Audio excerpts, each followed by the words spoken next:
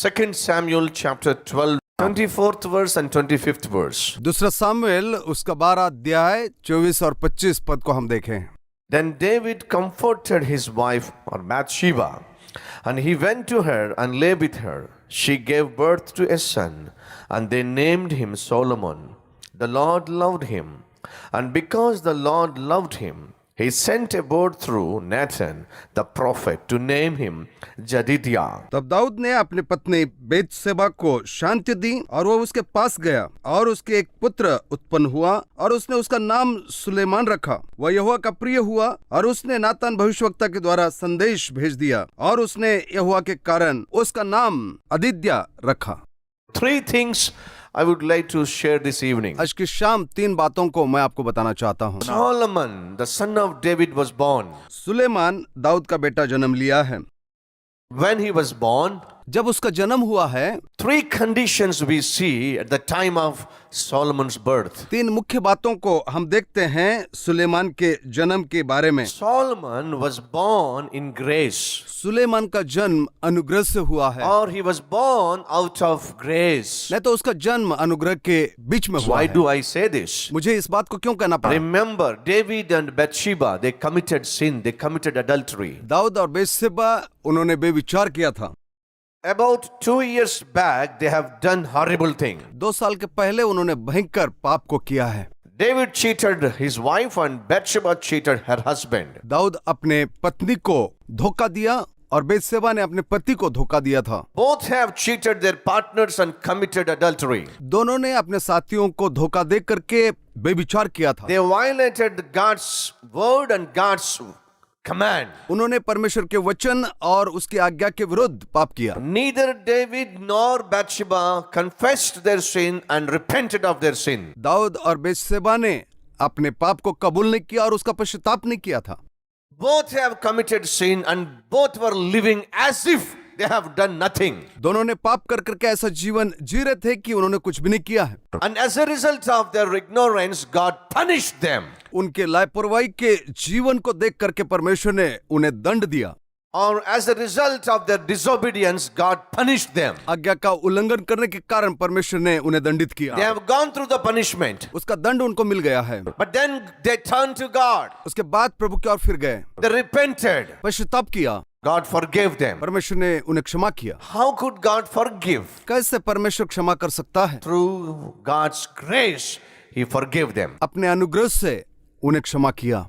They have done nothing to be forgiven. उन्होंने ऐसा कुछ भी नहीं किया कि उनको क्षमा किया There जाए। was no human merit to be forgiven when David and Bathsheba committed sin. कोई नापदंड मनुष्य के नाते दाऊद और बेतशेबा के हुए पापों को क्षमा नहीं कर सकते थे। Just because of God's grace, David and Bathsheba were forgiven. केवल परमेश्वर के अनुग्रह से ही दाऊद और बेतशेबा को क्षमा किया गया And husband and wife both were forgiven. और ये पति और पत्नी दोनों को क्षमा की गई है। Brothers and sisters, listen to me carefully. मेरे भाई और बहनों, मेरी बात को ध्यान से सुने। David and Bathsheba, they were not husband and wife before. Dawood और बेतशेबा पहले पति और पत्नी नहीं थे। David had a wife and Bathsheba had her husband. Dawood अपनी खुद की पत्नी थी और बेतशेबा उसका खुद का पति था। They both have their own families, दोनों को अपने स्वयं का परिवार था but they both committed adultery. और दोनों ने बेविचार किया था। But then they asked God to forgive. उसके बाद परमेश्वर की क्षमा उन्होंने मांगी They both came together to live together as a husband and wife through marriage. और वो दोनों शादी के समारोह को कर करके दोनों पति और पत्नी के रूप में रहने लगे। According to 12th chapter verse 16th verse, it says Bathsheba was the wife of Uriah. 12 अध्याय के 15वें पद के अनुसार ये बताया जाता कि बेतशेबा उरिया की पत्नी थी। According to 12th chapter verse 24, it says Bathsheba was the wife of David. 12 अध्याय के 24वें पद के अनुसार बेतशेबा दाऊद की पत्नी है। And then we see David confessed his sin, went to the Lord and started his new life. उसके बाद हम देखते हैं कि दाऊद परमेश्वर के पास गया और उन्होंने नई जीवन की शुरुआत की। I do believe that as David confessed his sin, I do believe that even Bathsheba confessed his sin to start new life. मैं विश्वास करता हूँ जैसे दाऊद ने क्षमा मांगा वैसे बेतशेबा ने भी क्षमा मांगा होगा।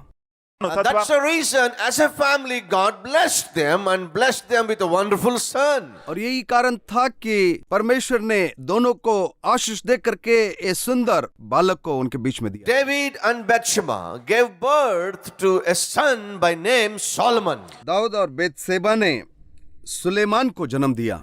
Solomon was born to a parents who are forgiven. Suleman का जन्म ऐसे माता पिता से हुआ जिनके पाप क्षमा किए गए। His parents were forgiven people. ये माता पिता जिनको क्षमा दान मिला था, Their sins were washed away. उनके पापों को धोया गया था। They found grace in the sight of God. परमेश्वर का अनुग्रह उनको मिला था। Solomon can say, my dad is forgiven dad. Suleman ये कह सकता था कि मेरे पिता क्षमा पाए हुए पिता My हैं। mother is a forgiven mother. मेरी माता भी क्षमा पाई हुई है। They had a bad past, उनका बहुत ही बुरा भूतकाल था, but God has forgiven their past. परंतु परमेश्वर उनके भूतकाल को क्षमा किया है। I was born to parents who are forgiven. मेरा जन्म क्षमा पाए हुए माता पिता से हुआ है। I was born to a family that was washed by the blood of Jesus. मेरा जन्म ऐसे परिवार में हुआ जिनके पाप प्रभु यीशु मसीह के खून से धोए Dear गए। brother and dear sister, can your son and daughter tell the same testimony about you? प्रिय भाई और बहनों, क्या आपके संतान ऐसे ही गवाही दे सकती है? My father was a bad father, but God changed him. मेरे पिता बहुत ही खराब थे, लेकिन परमेश्वर ने उनको बदल दिया है। He was a drunkard, but my God changed him. वो पीने वाले थे, लेकिन परमेश्वर ने उनको बदल दिया है। My mother was not a model in our family. She did not build up the family with the prayer and the word of God. मेरी माता एक अच्छे नमूना को नहीं छोड़ी और वो एक प्रार्थना और वचन से परिवार को चलाने वाली नहीं थी। She was a rebellious woman, वो एक विद्रोह करने वाली स्त्री थी, a disobedient woman. आज्ञा न मानने वाली थी। She doesn't know how to build up the family. वो परिवार बनाना नहीं जानती थी। That was her past. यही उसका भूतकाल था। But by the time they gave birth to me, they were changed people. जब तक मेरा जन्म न होता तब तक उनका जीवन बदला हुआ था। I was born to a spiritual family, मेरा जन्म एक आत्मिक परिवार में हुआ। born to a prayerful father and mother. मेरा जन्म प्रार्थना करने वाले माता पिता के घर में। That is what supposed to be your son's testimony about you. और इसी प्रकार की गवाही आपके संतान की होनी चाहिए। Solomon can say that. Suleman इस बात को बता सकता था। I was born to a father and a mother whose sins were forgiven. मैं ऐसे माता पिता से जन्म पाया हूँ जिसके पाप क्षमा किए गए हैं। Can your son and daughter tell about you this testimony? क्या आपके बेटा और बेटी ऐसी गवाही दे सकते हैं? You may ask me, brother, this is what happened in the life of Solomon, but doesn't mean that it has to take place in our lives. आप ये बोल सकते हैं कि भैया ये तो सुलेमान के जीवन में हुआ है, हर एक के जीवन में ऐसा होना कोई जरूरी नहीं है। Listen carefully. ध्यान देकर सुनिए। Solomon was born to forgiven parents. Suleman का जन्म क्षमा पाए हुए माता पिता के द्वारा हुआ। That is the will of God for every family. और यही परमेश्वर की इच्छा हर एक परिवार के लिए है। How do I say that? मैं ये कैसे बता सकता हूँ? When a boy and a girl come together in God's presence to get married to each other, we call it as a holy wedding. How can a sinful man, a sinful woman come together and get married to each other in God's presence if they are not holy? जब एक लड़का और लड़की शादी करने के लिए परमेश्वर के उपस्थिति में आते हैं, तब हम कहते हैं कि ये पवित्र शादी है। फिर कैसे पापी लड़का और पापी लड़की पवित्र शादी के लिए प्रभु के उपस्थिति में आ सकती है? According to Christian marriage, listen carefully, a boy whose sins are forgiven, who was baptized before he get married, then only to such person the marriage or the wedding is performed. मसीह शादी, ध्यान देकर के सुने, एक ऐसा लड़का जिसके पाप क्षमा किए गए हैं, जिसका बपतिस्मा शादी के पहले किया गया है, तो ऐसे व्यक्ति के साथ ही शादी की जाती है। Unless you are washed by the blood of Jesus Christ, unless you are baptized in the water, you will not be permitted to get married to somebody in God's presence. जब तक आपके पाप प्रभु यीशु मसीह के खून से नहीं धोए गए हैं, जब तक आपका बपतिस्मा नहीं होता, तब तक आपको पवित्र शादी के लिए आपको इजाजत नहीं दी जाती है। So unless you produce baptismal certificate, you will not be allowed to get married in the temple or in the church. परमेश्वर के मंदिर में आपकी शादी नहीं हो सकती जब तक आप बपतिस्मा का सर्टिफिकेट नहीं दिखाते। When you have received that baptism certificate, which indicates that your past life is buried. बपतिस्मा का सर्टिफिकेट इस बात का चिन्ह है कि आपके सारे पाप गाड़े गए हैं।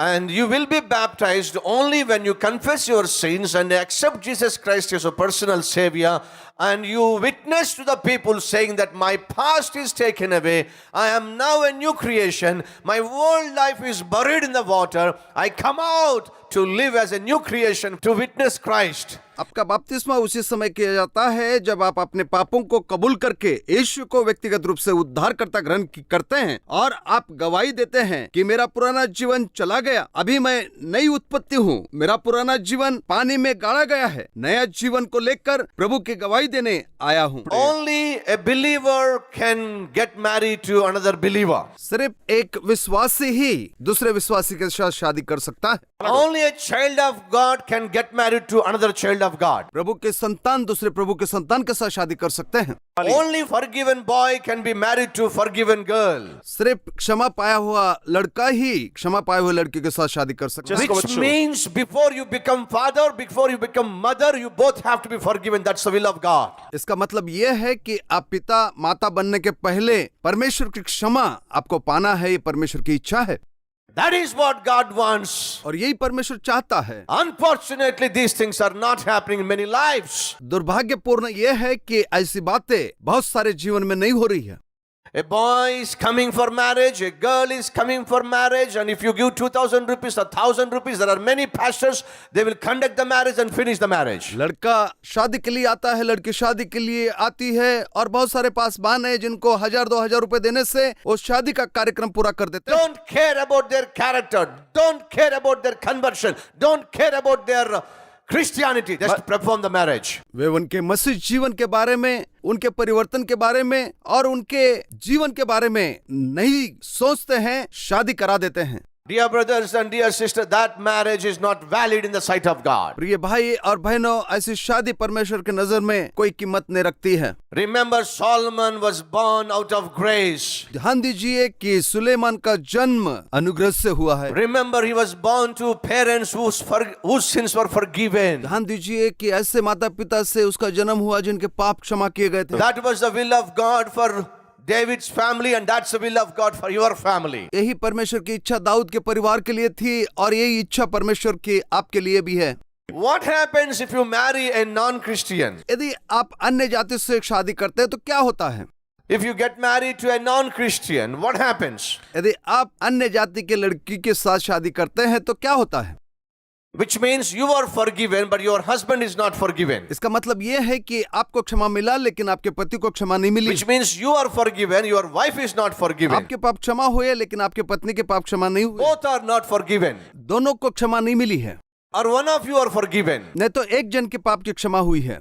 What happens? क्या होगा? As per Bible, only a believer, Bible के अनुसार सिर्फ विश्वासी ही, which means the one who is forgiven can marry a forgiven woman or forgiven men. इसका अर्थ यह है कि जिनके पाप क्षमा हुए हैं उसी के साथ हम लोग शादी कर सकते हैं। That's a formula of marriage. और यही पद्धति शादी की है। You cannot marry a person who is not a Christian. आप उस व्यक्ति के साथ शादी नहीं कर सकते हैं जो मसीह नहीं है। Either boy or girl, if they are not Christians, you are not supposed to get married to him or her. लड़का हो या लड़की हो, यदि वो मसीह नहीं है तो उनके साथ आपको शादी नहीं करनी है। That's against the word of God. ये परमेश्वर के वचन के विरोध में है। What happens if you marry a non-Christian? क्या होता है यदि अविश्वासी के साथ आपकी शादी हो जाती है? One sister came to me, एक बहन मेरे पास आई, and I am married to a non-Christian. भैया मैंने गैर मसीह से शादी की है, But before I got married to him, परंतु शादी करने के पहले I explained him. मैंने उसे समझाया है। I believe in Jesus. मैंने यीशु के ऊपर विश्वास किया। I read Bible. मैं बाइबल पढ़ती हूँ, I go to church. मैं चर्च जाती हूँ।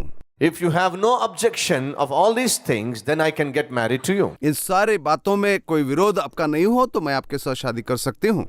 And before marriage, he said, I have no objection. शादी के पहले उसने कहा कि मेरा कोई विरोध नहीं है।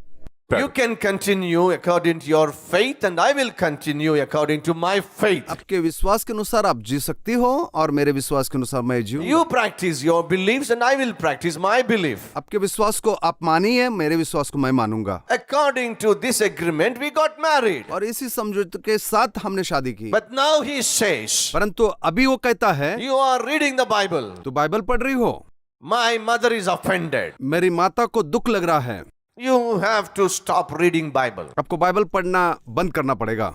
Quite often you are praying to your God. तुम अपने परमेश्वर से बार बार प्रार्थना कर रही हो। For some reason my mother is offended. कुछ कारण मेरी माता को बहुत ही दुख लग रहा है, You have to stop it. आपको बंद करना पड़ेगा। And she said, उसने कहा, why? क्यों? Why your mother has to be offended if I pray to God whom I believe? जिस परमेश्वर के ऊपर मेरा विश्वास है, उसे प्रार्थना करने से आपके मम्मी को दुख क्यों हो रहा है? Why she has to get offended if I read a holy Bible? पवित्र शास्त्र पढ़ने से आपके मम्मी को क्यों तकलीफ हो रही है? I don't understand why people get offended when their son and when their daughter read holy Bible. ये समझ में नहीं आता कि जब उनके बेटा और बेटी पवित्र शास्त्र पढ़ते हैं, उनको क्यों तकलीफ होती है? When their children watch naked movies, X-rated movies, horrible movies in the TV channels, they're not offended. जब उनके बच्चे नंगे पिक्चर को देखते हैं और नाना प्रकार के सीरियल को देखते हैं, उस समय उनको तकलीफ नहीं होती। When their children come home after 11 p.m., they're not offended. जब उनके बच्चे 11 बजे के बाद रात में घर आते हैं, उनको दुख नहीं लगता है। When their children bring a detective novels, they're not offended. जब उनके बच्चे गंदे किताब को लाते हैं, तब दुख नहीं लगता।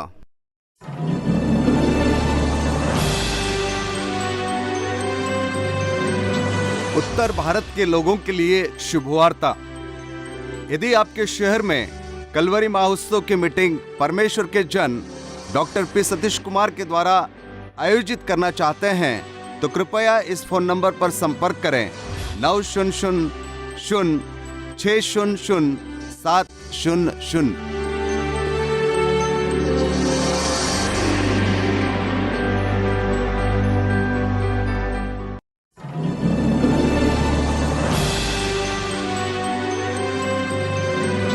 उत्तर भारत के पासबानों के लिए शुभवार्ता।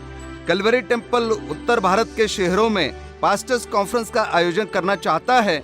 यदि आप अपने शहर में आयोजन करना चाहते हैं, तो कृपया इस फोन नंबर पर संपर्क करें 900-600-700।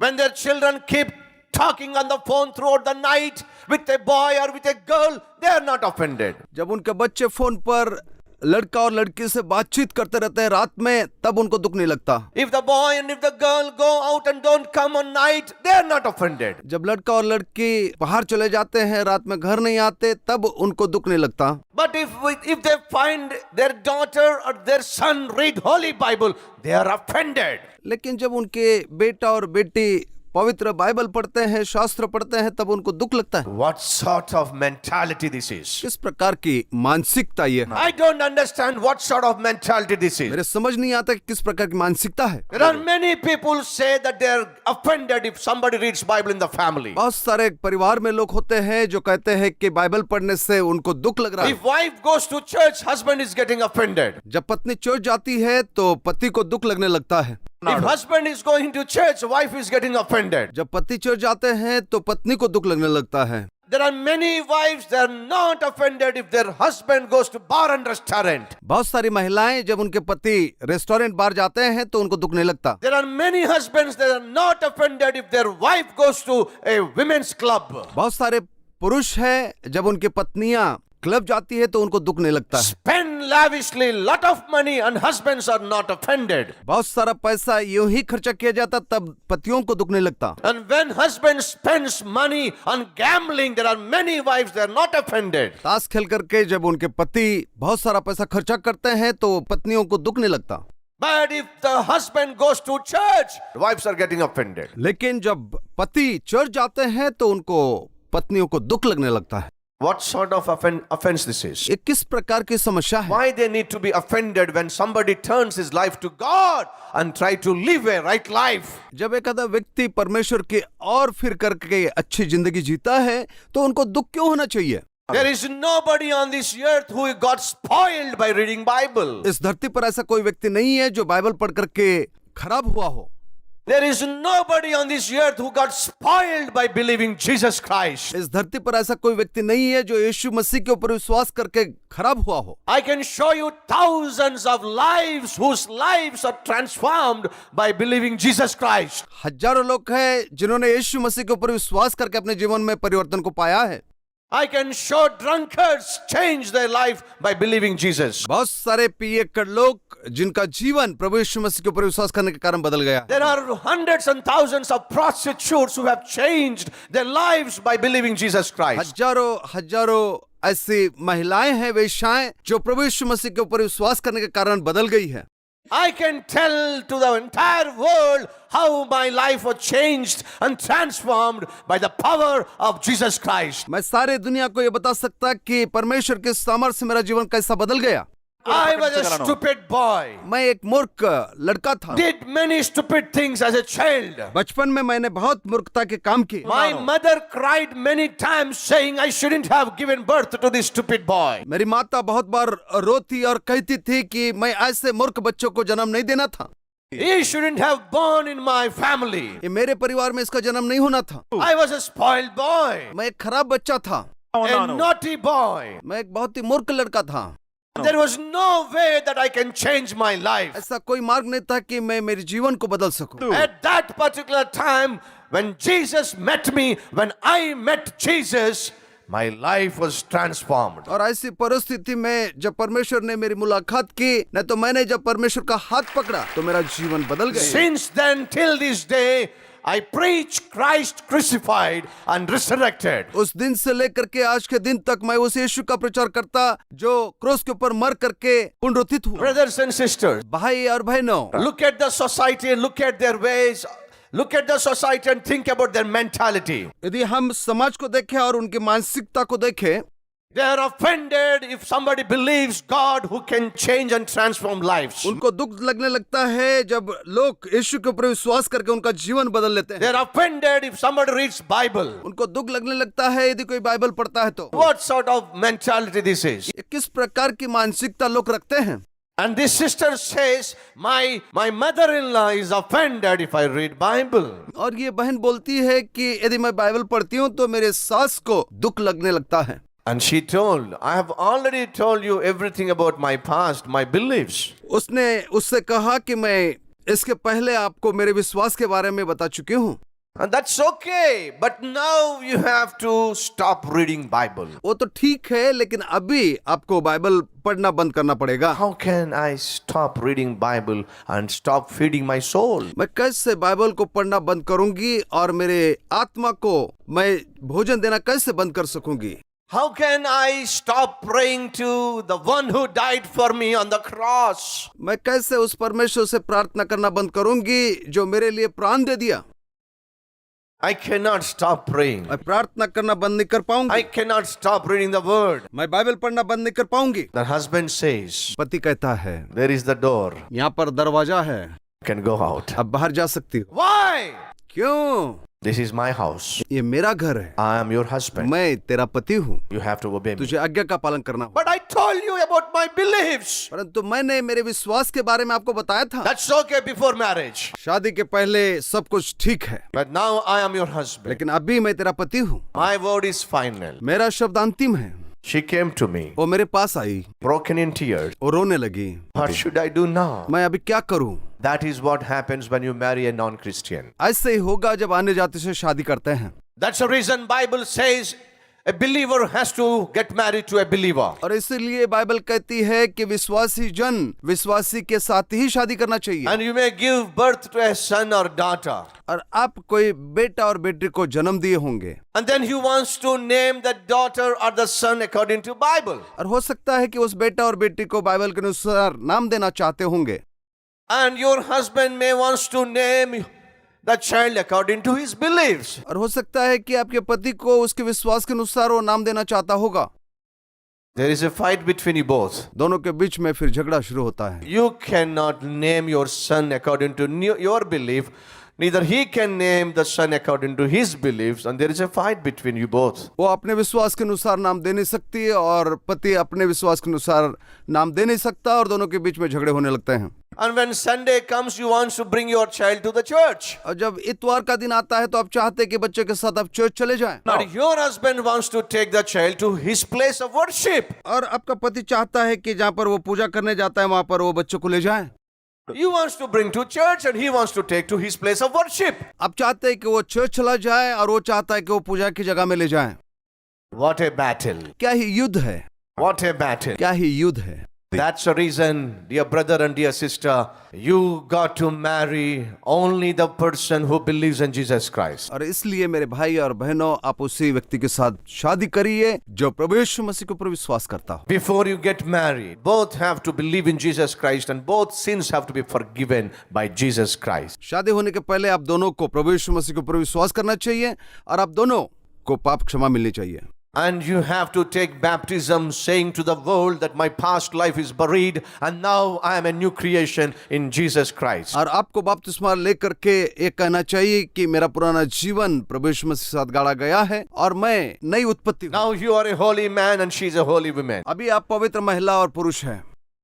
And then you come together to one place into God's holy presence and get married, a holy wedding or holy matrimony. और आप दोनों एक मंदिर में आकर के पवित्र शादी में बांधे जाते हैं। That is the will of God. और ये प्रभु की इच्छा है। A child of God, come together, get married and become wife and husband. क्षमा पाई हुआ लड़का, क्षमा पाई हुई लड़की जब दोनों साथ में आ जाते हैं तब वे पवित्र शादी के बंधन में बांधे जाते हैं। And forgiven people have to give birth to a child. क्षमा पाए हुए माँ बाप बच्चों को जन्म देना चाहिए। Then you can bring up your child in godly atmosphere. और फिर आप आत्मिक जीवन में बच्चे की उन्नति कर सकते हैं। And that is what is happening in the life of David and Bathsheba. और यही दाऊद और बेतशेबा के जीवन में हो रहा है। Both sins were forgiven. दोनों के पाप क्षमा किए गए हैं। Both came together, a husband and wife. दोनों पति पत्नी के रूप में रहने लगे। They started a new life. वे एक नई जिंदगी की शुरुआत की। God blessed them, परमेश्वर ने उनको आशीष दी, gave them a wonderful son. उनको एक अद्भुत बेटा दिया। David named him Solomon, Dawood ने उसे सुलेमान के रूप में जाना, which means peace, उसका अर्थ है शांति, which means a man of peace, इसका अर्थ यह है कि शांति का व्यक्ति, which means David gave birth to Solomon when he himself was experiencing peace with God and peace with family. Dawood ने सुलेमान को जन्म दिया। इसका अर्थ यह है कि दाऊद ने परमेश्वर के साथ और परिवार के साथ शांति का अनुभव किया। And then he named him Solomon, which means peace or man of peace. फिर उसके बाद उसने उसको सुलेमान नाम दिया। इसका अर्थ ये कि शांति का व्यक्ति है।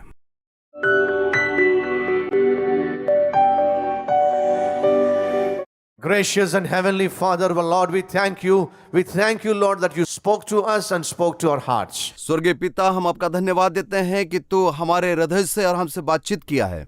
You spoke to us through David and David's life. आपने दाऊद और दाऊद के जीवन से हमसे बातचीत की है। You also taught us many lessons about marriage. आपने हमसे शादी के बारे में बहुत सारी बातचीत की। You also taught us valuable lessons about family. आपने हमसे परिवार के बारे में महत्वपूर्ण बात सिखाई है। You also taught us the importance of having peace with you and maintaining peace with others. हम इस बात को भी सीख लिए हैं कि हम तेरे साथ शांति रखें और दूसरों के साथ भी शांति बना रखें। Lord, we accept your word this evening. प्रभु जी, आज की शाम हम आपके वचन को ग्रहण कर लेते हैं। Let there be nothing that will destroy the peace in the family. प्रभु जी, ऐसी कोई बात न हो कि हमारे घर की शांति में बाधा उत्पन्न हो। Help us, Lord, in these end times that we will live in peace. प्रभु जी, हमारी सहायता करें कि अंतिम दिनों में हम शांति से जी सकें। Peace with you and peace with your people. शांति आपके साथ और आपके लोगों के साथ हो।